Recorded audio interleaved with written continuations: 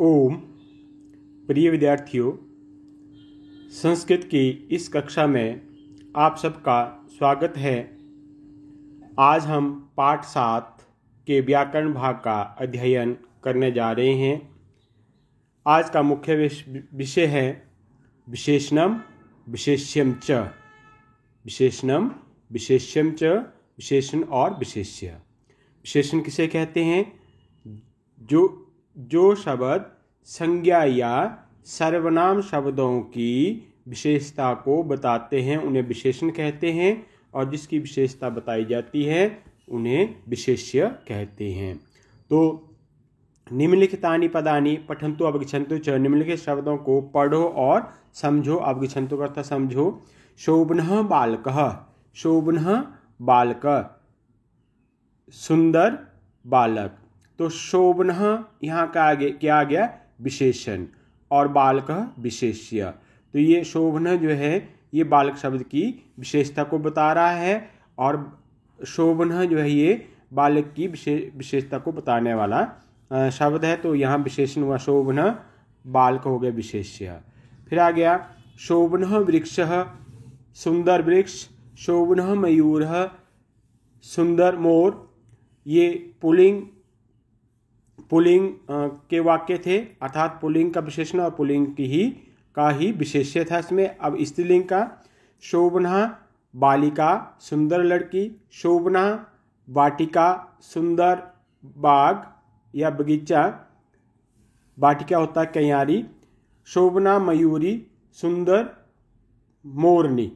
तो अब ये स्त्रीलिंग के वाक्य थे, तो यहाँ विशेषण भी स्त्रीलिंग का और विशेष्य भी स्त्रीलिंग का। फिर शोभनम पुस्तकम, शोभनम दृश्यम, शोभनम पुष्पम। ये जो तीनों वाक्य आए ये निपुंसकलिंग के आए। शोभनम जो है ये विशेषण है निपुंसकलिंग का, और पुस्तकम विशेष्य है। तो आपने इस के माध्यम, वाक्यों के माध्यम से जाना कि जिस लिंग का विशेषण होता है उसी लिंग का विशेष्य भी हो जाता है। अर्थात जिस लिंग का विशेष्य होता है उसी लिंग का जो है विशेषण भी हो जाता है। तो विशेषण और विशेष्य शब्दों की लिंग, विभक्ति और वचन एक समान होता है। तो अत्र वयं शोभनम इति शब्दस्य विभिन्न रूपाणि पश्यामः। यहाँ हमने शोभन इस शब्द के विभिन्न रूपों को देखा या देखते हैं। एषा शोभन इति शब्द विशेषणम अस्ति। यह शोभन शब्द विशेषण है। बालक, वृक्ष, मयूर, वाटिका, बालिका, वाटिका, मयूरी, पुस्तकम, दृश्यम, पुष्पम इति शब्दा विशेष्य शब्दा सन्ति। ये शब्द जो हैं विशेष्य शब्द हैं। संस्कृते विशेषणम विशेष्यम पदयोः परस्परम संबंध भवति। संस्कृत में विशेषण और विशेष्य शब्दों में आपस में संबंध होता है, अर्थात लिंग, विभक्ति और वचन का आपस में संबंध होता है। इनका विशेषण और विशेष्य शब्दों का लिंग, विभक्ति और वचन जो है एक समान रहता है। यत् वचनम या विभक्ति यच्च लिंगम विशेष्य पदानाम भवन्ति तत् वचनम सा विभक्ति तच्च लिंगम विशेषणम पदानाम अपि भवति। कि जो वचन, जो विभक्ति और जो लिंग विशेष्य शब्दों में होते हैं, वही वचन, वह विभक्ति और वह लिंग विशेषण शब्दों के अंदर भी होते हैं। उपलिखितानि पदानि पुनः पठन्तु अवगच्छन्तु च। ऊपर लिखे हुए शब्दों को फिर से पढ़ो और समझो। उपलिखित पदा अनुसारम निम्नलिखितेषु रिक्तस्थानेषु पूरयन्तु।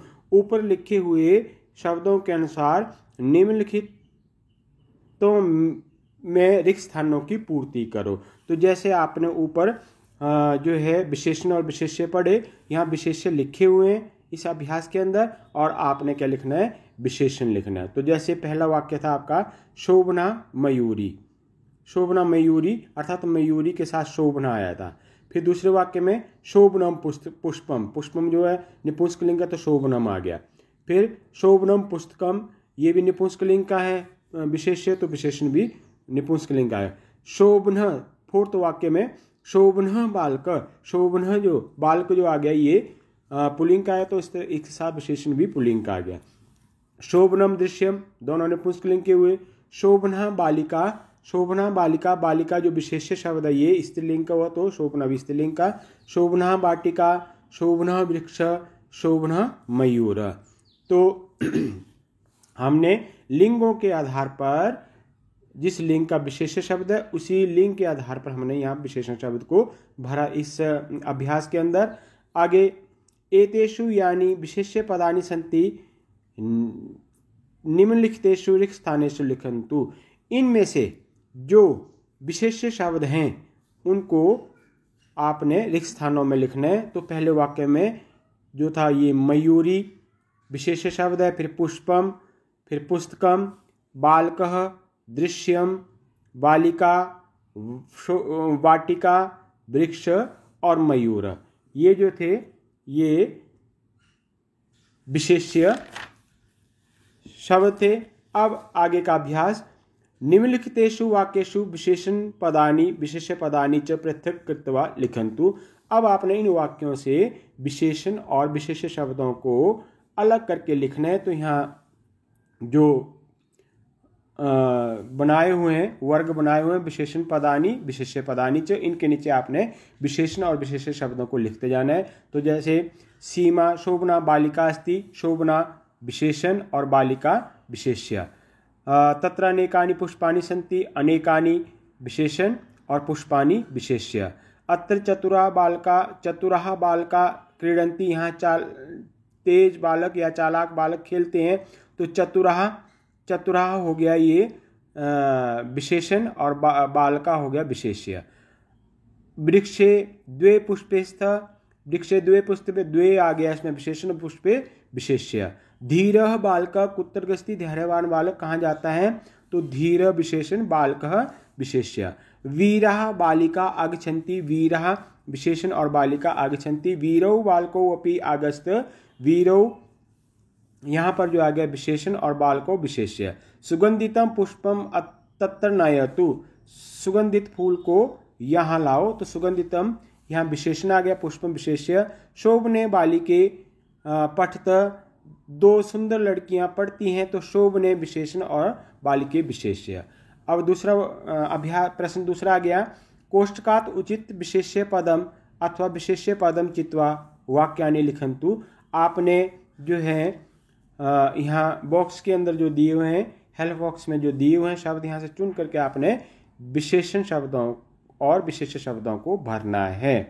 तो जैसे वृक्षस्य दीर्घानि पत्राणि सन्ति, तो हमने भरा यहाँ पर दीर्घानि, दीर्घानि जो आ गया ये विशेषण आ गया। पेड़ के दीर्घ का अर्थ होता है लंबे या बड़े पत्ते हैं, पेड़ के बड़े पत्ते हैं, दीर्घानि आ गया ये विशेषण। अत्र एक सुंदर मार्जारः अस्ति, यहाँ एक सुंदर बिल्ली है, बिल्ली है, मार्जारः का अर्थ बिल्ली है, तो सुंदर आ गया विशेषण, मार्जारः विशेष्य। बुद्धिमती बालिका गायति, बुद्धिमती बालिका गायति। अब बुद्धिमती यहाँ विशेषण दिया हुआ है और बालिका विशेष्य भरा हमने, बालिका गायति। बुद्धिमान बालकः गायति, बुद्धिमान विशेषण दिया हुआ है और हमने विशेष्य भरा बालकः। तो बाला मधुरानी फलानी खादन्ति, मधुरानी, मधुरानी शब्द भरा है, मधुरानी जो विशेषण है, फलानी विशेष्य है। वृक्षस्य अधः शीतला छाया अस्ति, शीतला जो आ गया यहाँ पर विशेषण और छाया जो है विशेष्य आ गया। सरोवरे शीतलम जलम अस्ति, तो शीतलम आ गया विशेषण, जलम आ गया विशेष्य। श्वेता अश्वा धावंती, श्वेता यहाँ पर विशेषण है और अश्वा विशेष्य शब्द भरा हमने यहाँ पर, तो धावंती श्वेत घोड़े धावते हैं, भागते हैं।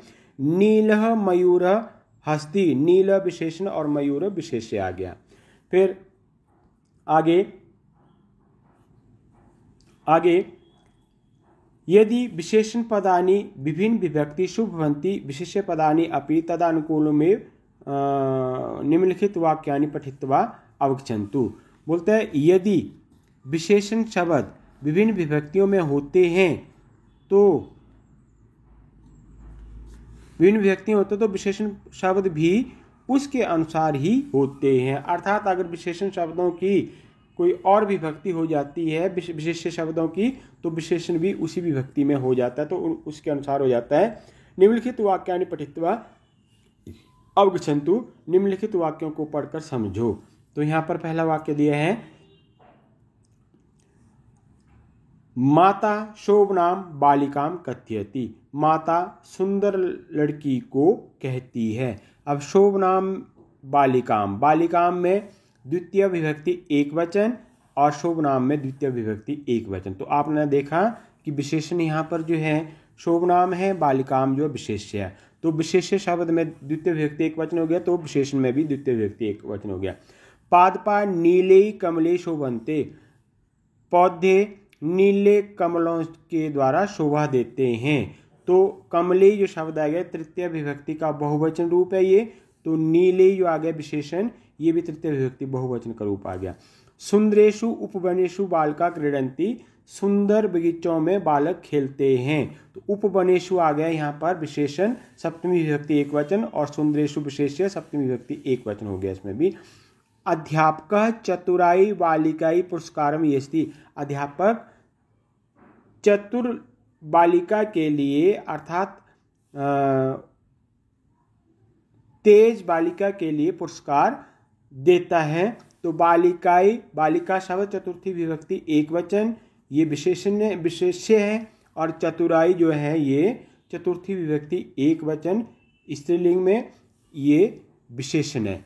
तो अध्यापक चतुराय बालकाय पुरस्कारम यस्ति, अध्यापक तेज बालक के लिए पुरस्कार देता है। तो बालकाय में भी चतुर्थी विभक्ति और चतुराय में भी चतुर्थी विभक्ति एक वचन हो गया, दोनों पुल्लिंग के हैं। अब अभ्यास आ गया। अधुना निम्नलिखितानि वाक्यानि पठित्वा विशेषण पदानि विशेष्य पदानि च चित्वा लिखन्तु। तो यहाँ पर दिया हुआ है कि अब नीचे लिखे हुए वाक्यों में विशेषण और विशेष्य शब्दों को चुनकर लिखो। तो विशेषण पदानि और विशेष्य पदानि का जो वर्ग है वो यहाँ लिखा हुआ, इसके नीचे लिखते जाना है इस कॉलम के अंदर। तो पहला वाक्य, जना सुंदरेषु उपवनेषु भ्रमन्ति। सुंदरेषु आ गया यहाँ विशेषण और उपवनेषु आ गया विशेष्य, तो दोनों में सप्तमी विभक्ति बहुवचन का रूप है ये। बाला सुंदरेन कलमेन लिखन्ति, बच्चे सुंदर कलम से लिखते हैं। तो सुंदरेन विशेषण, कलमेन विशेष्य है, दोनों में तृतीय विभक्ति एक वचन हो गया। श्वेता कपोता कूजन्ति, श्वेत कबूतर कूकते हैं। तो श्वेता विशेषण, कपोता विशेष्य, और दोनों शब्दों के अंदर प्रथम विभक्ति बहुवचन हो गया। शोभनस्य बालकस्य पुस्तकम अत्र अस्ति। तो शोभनस्य विशेषण, बालकस्य विशेष्य है, दोनों में षष्ठी विभक्ति एक वचन हो गया। शोभनायाः बालिकायाः पुस्तकम कुत्र अस्ति, सुंदर लड़की की पुस्तक कहाँ है। शोभनाया जो आ गया यहाँ पर विशेषण और बालिकायाः विशेष्य, तो दोनों शब्दों के अंदर षष्ठी विभक्ति एक वचन है। अध्यापिका शोभनेभ्य बालेभ्य पुरस्कारम यस्ति, अध्यापक सुंदर बच्चों के लिए पुरस्कार देती है। तो यहाँ शोभनेभ्य जो आ गया विशेषण और बालेभ्य आ गया विशेष्य।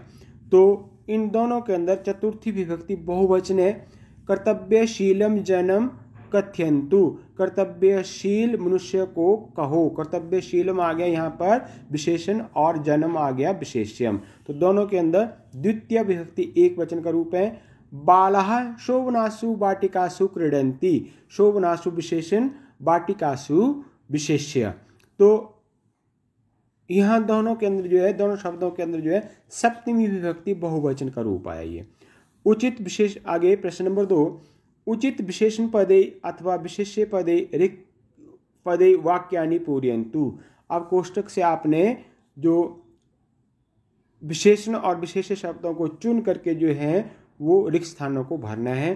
तो बाला मधुरा नाम फला नाम रसम पिबन्ति, तो यहाँ मधुरा नाम विशेषण भरा हमने, फला नाम विशेष्य दिया हुआ है। दोनों के अंदर जो है षष्ठी विभक्ति बहुवचन का रूप है ये दोनों। जना शीतलायाम छायायाम उपविशन्ति, लोग ठंडी छाया में बैठते हैं। शीतलायाम आ गया विशेषण, छायायाम आ गया विशेष्य, सप्तमी विभक्ति एक वचन, दोनों के अंदर सिंह शांतासु गुहासु विसंति, शेर शांत गुफाओं में रहते हैं। शांतासु आ गया यहाँ पर विशेषण, गुहासु आ गया विशेष्य। तो सप्तमी विभक्ति बहुवचन का रूप है ये, दोनों के अंदर सप्तमी विभक्ति बहुवचन है।